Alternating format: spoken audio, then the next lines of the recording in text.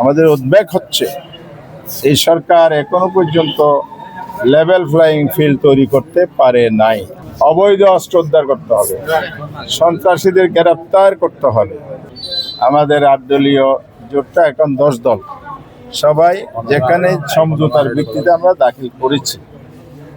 তো আমার আসনে আমি সরকার বা নির্বাচন কমিশনের সরবরাহকৃত নির্দেশনা অনুযায়ী যে ফর্মটি ওনারা সরবরাহ করেছেন মনে করছেন যথাযথভাবে পূরণ করে সমস্ত দলিল দস্তাবেজ যা যা ওনারা চেয়েছেন সেগুলো দিয়েই আমরা দাখিল করেছি যথাসময়ে। এবং আজকে প্রতিক্রিয়া যদি বলতে হয় তাহলে 1 নম্বর প্রতিক্রিয়া হচ্ছে বাংলাদেশে যে নির্বাচনটি হতে যাচ্ছে এটা আমাদের দীর্ঘ প্রত্যাশা প্রতীক্ষার নির্বাচন। জনগণ অভিপ্রায় অন্তর্বর্তীকালীন সরকার সুষ্ঠু নির্বাচন অনুষ্ঠানের মধ্য দিয়ে ওনাদের ভাষায় উৎসবমুখর পরিবেশে নির্বাচন অনুষ্ঠানের মধ্য দিয়ে বাংলাদেশ 12 ফেব্রুয়ারি নির্বাচনের মধ্য দিয়ে নতুন পদযাত্রা শুরু করবে। কিন্তু আমাদের কনসার্ন, আমাদের উদ্বেগ হচ্ছে এই সরকার এখনো পর্যন্ত লেভেল ফ্লাইং ফিল্ড তৈরি করতে পারে নাই। লেভেল ফ্লাইং ফিল্ড তৈরি যদি না হয় তাহলে ওনাদের প্রত্যাশা, জনগণের প্রত্যাশা পূরণ হবে না।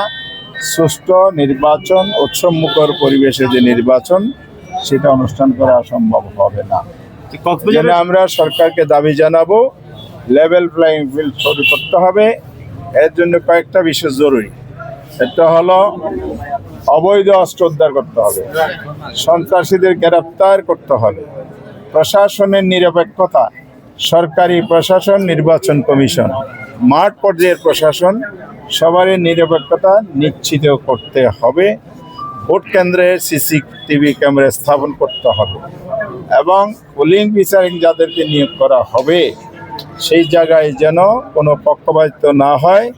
চিহ্নিত লোকদেরকে, বিশেষ করে বিগত দিনে যারা ডিউটি করেছে তাদেরকে বাদ দিতে হবে।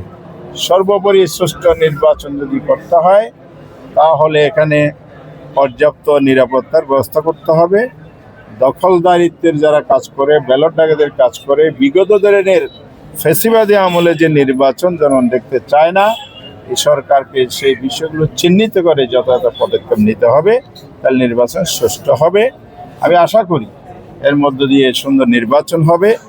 বাংলাদেশে ইনশাআল্লাহ 3 আসনের এই প্রতিদ্বন্দ্বিতামূলক নির্বাচনে আমাদের যে জোট, সমঝোতা, তারা বিজয়ী হয়ে আসবে।